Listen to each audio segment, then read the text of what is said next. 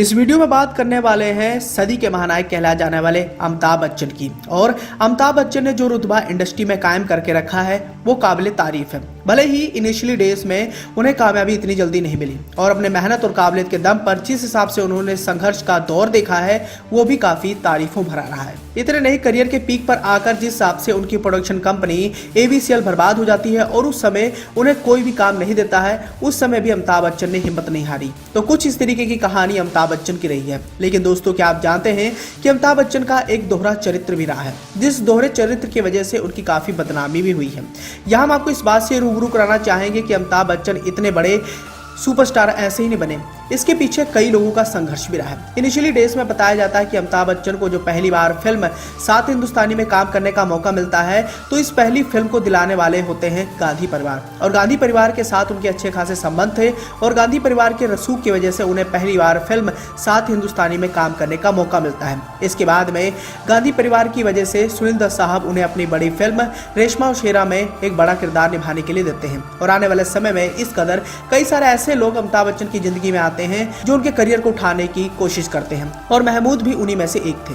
धीरे धीरे अमिताभ बच्चन के संघर्षों का दौर आगे बढ़ता गया और जैसे कि आप सभी जानते हैं कि अमिताभ बच्चन एक समय बॉलीवुड के दूसरे सुपरस्टार के रूप में एक बड़ा नाम कमा लेते हैं और राजेश खन्ना के बाद उन्हें दूसरे सुपरस्टार का तमगा हासिल हो जाता है। लेकिन यहाँ हम आपको इस बात से भी रूबरू कराना चाहेंगे कि अमिताभ बच्चन की कामयाबी के पीछे जिन भी कलाकारों का हाथ रहा है उन कलाकारों के साथ अमिताभ बच्चन के संबंध मधुर नहीं रहे हैं। और उन्हीं कलाकारों की तरफ से डालें तो धर्मेंद्र भी बॉलीवुड के एक ऐसे भी शख्स रहे जिन्होंने अमिताभ बच्चन के करियर को उठाने के लिए काफी मदद की थी। यहाँ हम आपको ये भी बताना चाहेंगे कि अमिताभ बच्चन जब बॉलीवुड फिल्म इंडस्ट्री में संघर्ष कर रहे थे तो उन्हें अपने साथ एक बड़ी फिल्म का हिस्सा बनाने वाले धर्मेंद्र थे।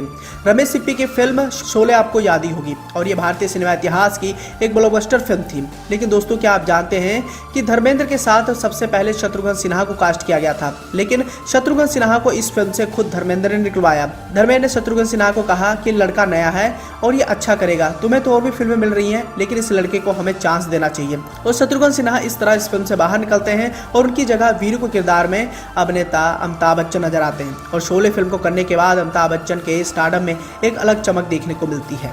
इतने नहीं, आने वाले समय में धर्मेंद्र अमिताभ बच्चन को कई सारी और भी फिल्में दिलवाने में कामयाब साबित रहते हैं और इन सभी फिल्मों को अमिताभ बच्चन करके एंग्री यंग मैन का खिताब भी जीतते हैं। अब ऐसे सेकंड लीड हीरो के तौर पर अभिनेता अमिताभ बच्चन ने कई सारी फिल्मों में काम किया, लेकिन उनके करियर को एक नई पहचान दिलाने वाली फिल्म जंजीर साबित हुई थी। और जंजीर फिल्म को करने के बाद अमिताभ बच्चन के करियर को एक लंबी उड़ान मिली और एंग्री यंग मैन का खिताब उन्हें इस फिल्म के बाद ही मिला। लेकिन दोस्तों, क्या आप जानते हैं कि इस फिल्म का सबसे पहले ऑफर धर्मेंद्र को हुआ था, लेकिन धर्मेंद्र ने इस फिल्म को करने से मना कर दिया।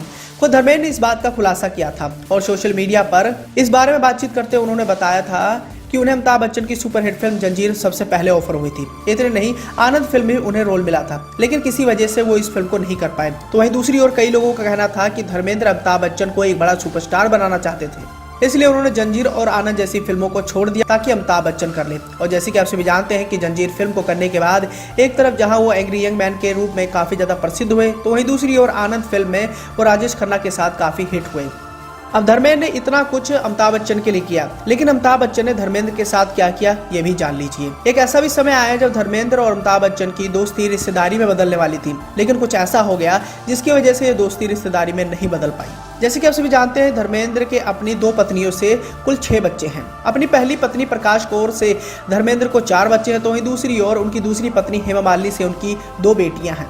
और दोस्तों, क्या आप जानते हैं कि धर्मेंद्र की दूसरी पत्नी हेमा मालिनी से उनकी सबसे बड़ी बेटी ईशा देओल की शादी अमिताभ बच्चन के बेटे अभिषेक बच्चन के साथ होने वाली थी, लेकिन ऐसा नहीं हो पाया और बाद में बेटी ईशा देओल ने साल 2012 में मशहूर बिजनेसमैन भरत तख्तानी से शादी कर ली। तो वहीं दूसरी ओर अमिताभ बच्चन के बेटे अभिषेक बच्चन की शादी ऐश्वर्या राय के साथ हुई। हालांकि बॉलीवुड में डेब्यू करने के बाद ईशा देओल और भरत तख्तानी एक दूसरे को डेट करना शुरू कर दिए थे, लेकिन ईशा देओल की जिंदगी में एक ऐसा पल भी था जब उनकी मां हेमा मालिनी एक्टर अभिषेक बच्चन से उनकी शादी करवाना चाहती थी। हालांकि ईशा देओल ने इससे साफ इनकार कर दिया था। तो वहीं दूसरी ओर यह भी बताया गया था कि खुद अमिताभ बच्चन इस रिश्ते के खिलाफ थे। अब ये वही दौर था जब हेमा मालिनी अपने दामाद के रूप में अभिषेक बच्चन को खूब पसंद करती थी और वो चाहती थी कि मेरी बड़ी बेटी ईशा देओल की शादी अभिषेक बच्चन के साथ हो जाए, और सब कुछ ठीक ठाक चल भी रहा था। और धर्मेंद्र ने भी इस रिश्ते को हरी झंडी दे दी थी। धर्मेंद्र भी चाहते थे कि मेरा सबसे पुराना दोस्त अमिताभ बच्चन है और मेरी दोस्ती अगर रिश्तेदारी में बदल जाती है तो इसमें हर्ज ही क्या है। लेकिन अमिताभ बच्चन के मन में कुछ और ही चल रहा था और जिसका डर था वही हुआ। बाद में बताया जाता है कि जब अभिषेक बच्चन की शादी ऐश्वर्या राय बच्चन के साथ हो जाती है तो धर्मेंद्र के परिवार वालों को बहुत बुरा लगता है। इतने नहीं, धर्मेंद्र की दूसरी पत्नी हेमा मालिनी इस शादी में जाने से इनकार तक कर दी थी।